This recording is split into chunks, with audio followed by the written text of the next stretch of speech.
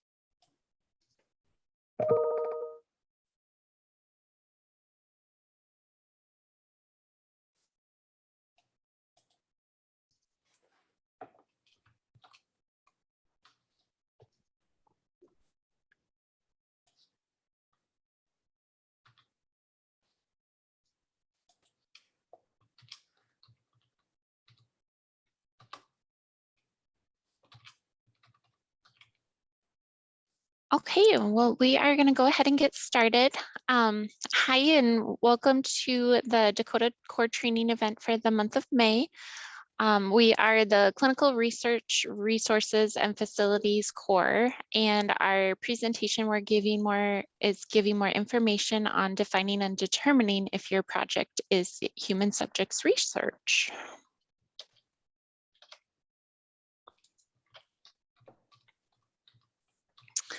The CRRFC is able to assist potential applicants, awardees, and collaborating investigators with determining if your project is human subjects.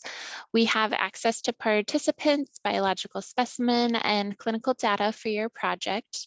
We are able to maintain the human subjects projects and have all of the required documents. The CRRFC consists of the core core directors, Laura Black from Sanford and Sioux Falls and Kim Hamner from the VA in Fargo, along with the core coordinators, Miranda Ryder and myself, Cassie Gary from Sanford and Sioux Falls.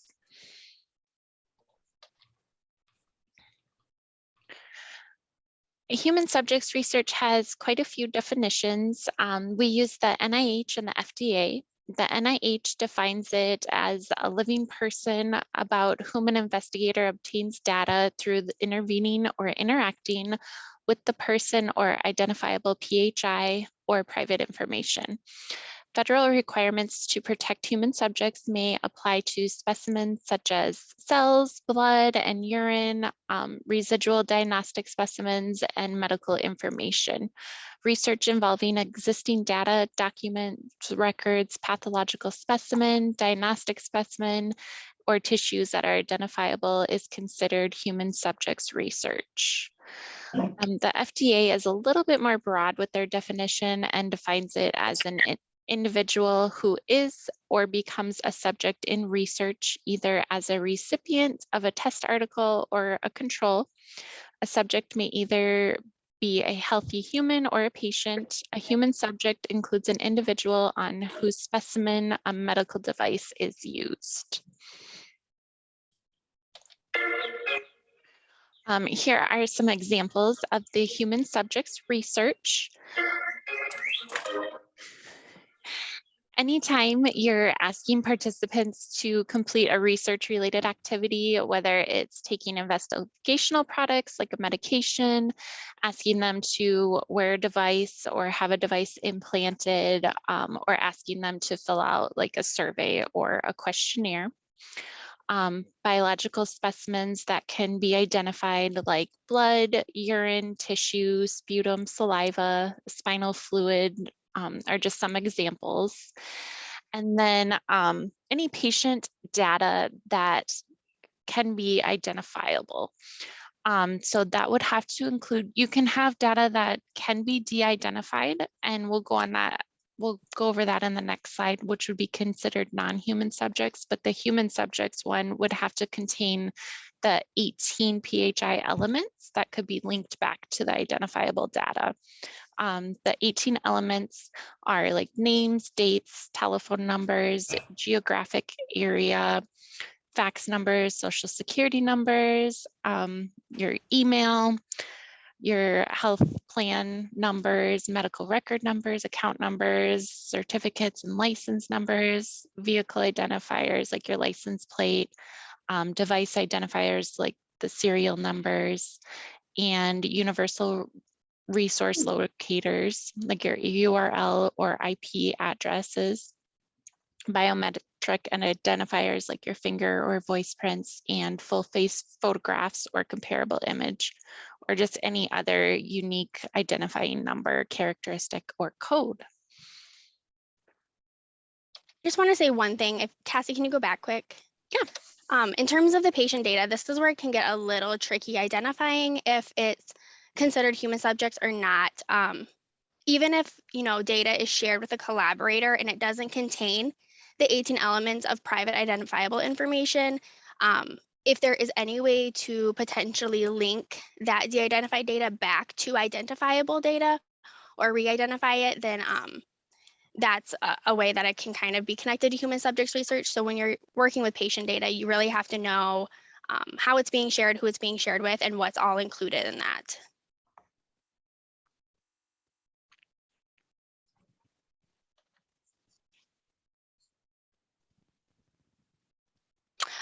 So if your study is non-human subjects research, this can mean that you're not interacting with any living people, with their samples, or intervening with their treatment, or asking them to do anything.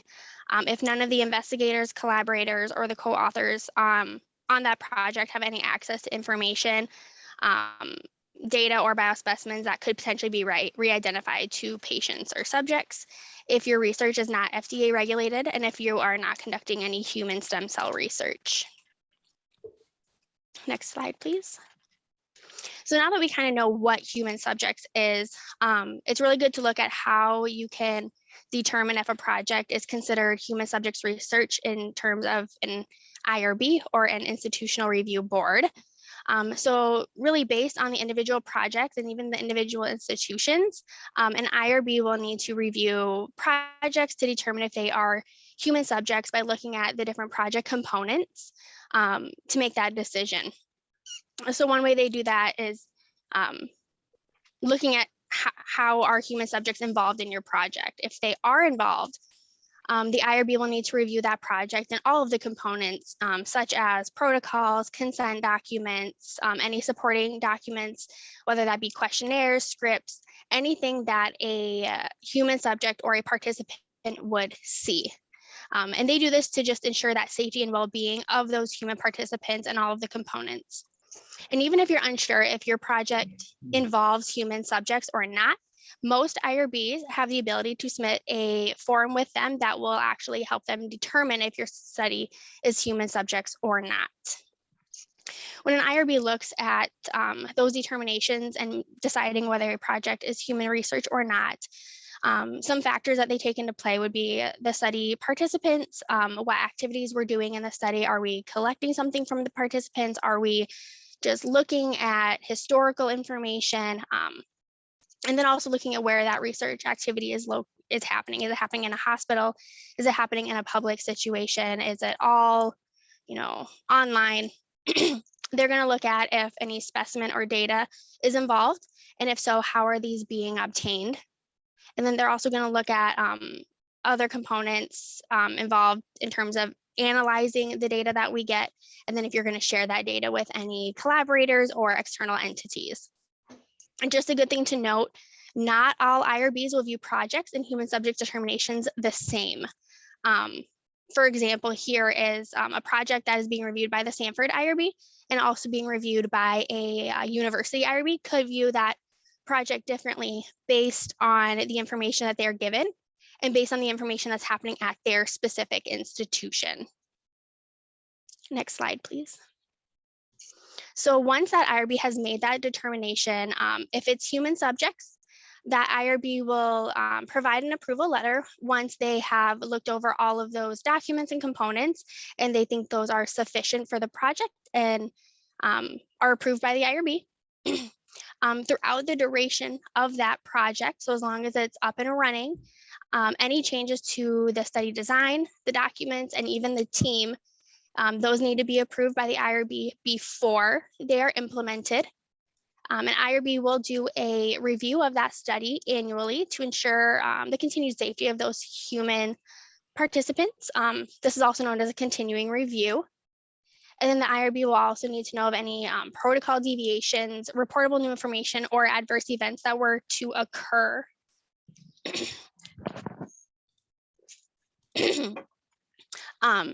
A good thing to know as well is if a project is human subjects research and it's a collaboration between different institutions, one of the institutions may need to relinquish or give up review of that project, or both institutions may need to review that project separately, just for the safety of what's going on within each institution, and that both institutions know that project and are able to ensure the safety of those participants.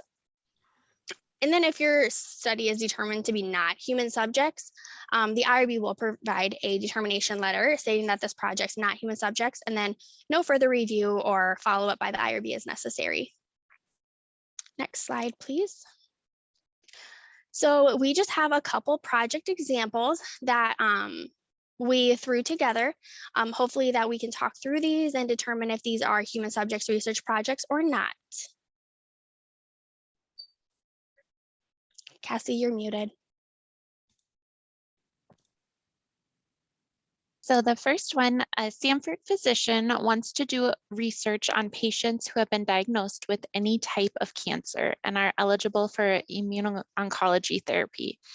The project will ask patients to provide a series of blood samples at 4 different time points throughout the duration of their treatment, as well as optional stool samples and tissue samples.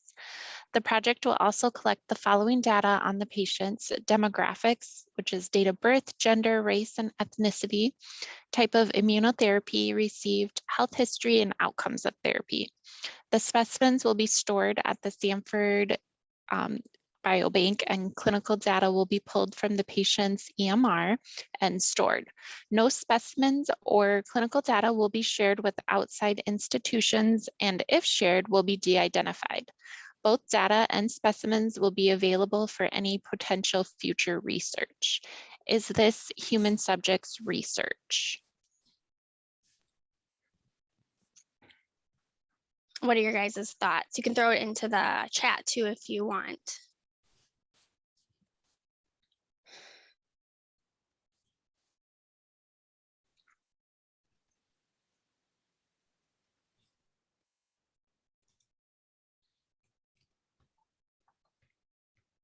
One person says yes.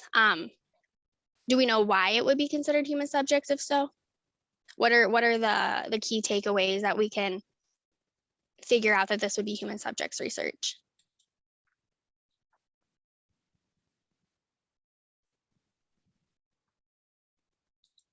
So you guys are correct, it is human subjects research. So a Sanford physician doing the research, when you're looking at what a project is, you wanna first think about, are we asking patients or participants to do anything? Are we asking them to give something, fill something out, do something? And in this case, we're asking those patients to give blood at 4 different times, and then potentially stool and tissue samples. So that's one key takeaway that you can figure out this is human subjects research. On top of that, you can look at the data that's being collected. If any of those 18 elements of PHI are being collected, that's a big indicator that this could be human subjects research, in which case we're collecting that date of birth. And then we will actually be going into the electronic medical record. Part of the study team will, even if the data is being de-identified before sharing with an outside entity, it's still identifiable by part of the study team and at some point. So this project would be human subjects research, and it would need to be reviewed by the IRB.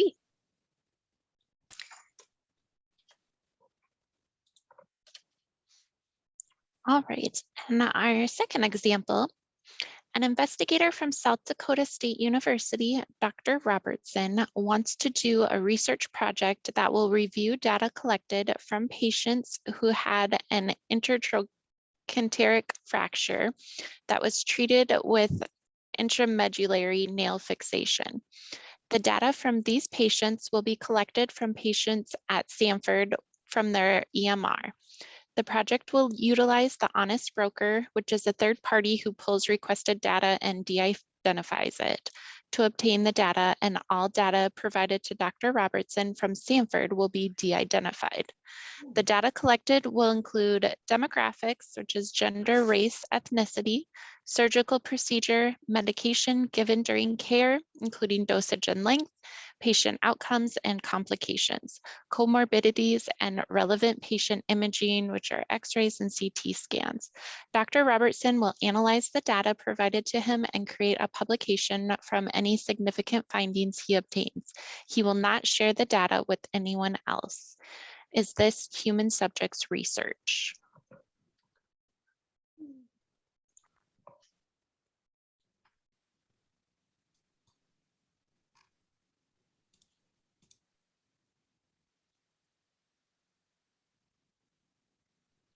What are your guys' thoughts?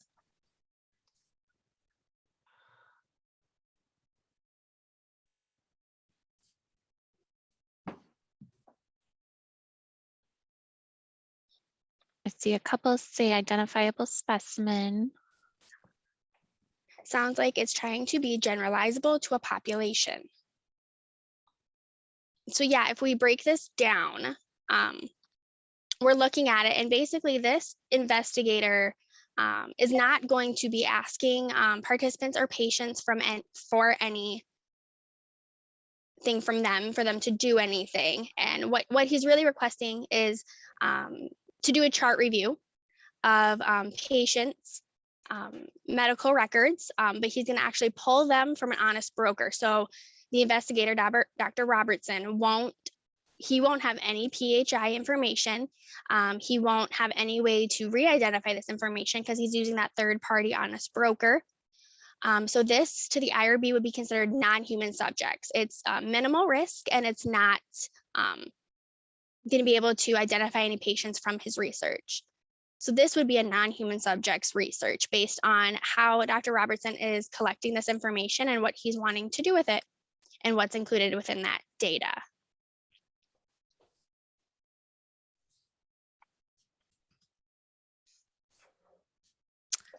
I know that we went through this kind of quickly. Does anybody have any questions about human subjects research, determining if a study is human subjects research? Does anybody have a scenario that they would like to talk through?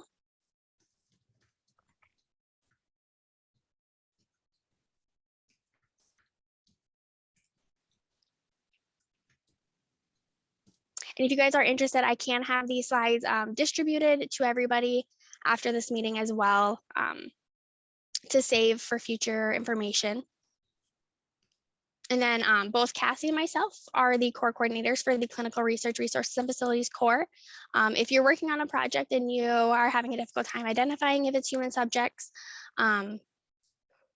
you're more than welcome to reach out to either one of us, and we're happy to work through it with you. We're happy to work with the different institutional IRBs to figure out what you need to do for determinations.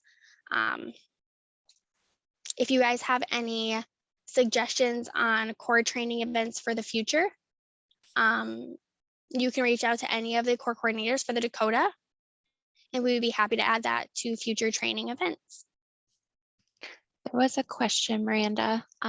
It's, can you please be more detailed about an IRB delegating to another IRB in multiple center study, for example, between UND and Sanford? How often does this happen and how is this requested or organized? Absolutely. So when you're having a collaborative study between multiple institutions and then trying to figure out which IRB is going to lead that review or which one is going to succeed review, it just depends on the type of project. I'll use an example one. We have a lot of DaCCoTA studies that want some sort of biological specimen from Sanford. They'll have a Sanford physician as a collaborator, and there'll be a non-clinician collaborator at one of the universities. In this case, a lot of the times, since the actual human subjects component of the study is happening at Sanford, all of the study activities will be happening at Sanford. Sanford would be the person reviewing that project. The institution is more than welcome to review the project as well, but a lot of the times to just streamline this process, you can implement what's called an IAA, or an institutional authorization agreement. This agreement just states that both institutions would sign this agreement, and it just states that the university is going to allow Sanford to be that primary reviewer of that project, since both parties are involved, and that Sanford can review the project. A lot of the times the university IRB does like to have some sort of documentation of this. So they'll want that IRB approval letter from Sanford for them to have on file. They'll want to know, who the collaborators are. And then when you get that continuing review, so when your project's annually reviewed by Sanford, that other institution that's not reviewing the project likes to have that information as well. So while they're not reviewing the project and they're allowing Sanford to review the project, they still want, to be kept in the loop on what's going on with that project. In terms of how often does this happen, it's actually very common between collaborative studies with different institutions. It's easily done between multiple institutions. It happens all the time. And how it's requested, you just need to get in contact with both the IRBs. If it's with Sanford, you're more than welcome to reach out to myself. But we do have contacts for each IRB that we can reach out to them and start initiate that process. So it's just reaching out to both IRBs, letting them know what's going on. A lot of the times the IRB directors actually know each other and they work pretty closely together. So if you just tell them who the other institution is, they can work with that person as well. I hope that answers your question a little bit more. Do you guys have any other questions about IRBs, human subjects research, determining? I hope this guys gave you a little bit of a guidance when you're working on your projects and coming up with new projects to determine if your studies are human subjects research and what components would be needed for each of those projects. And if there's anything else that you guys want more information on from us, feel free to reach out and we can do other informational meetings like this too from our core.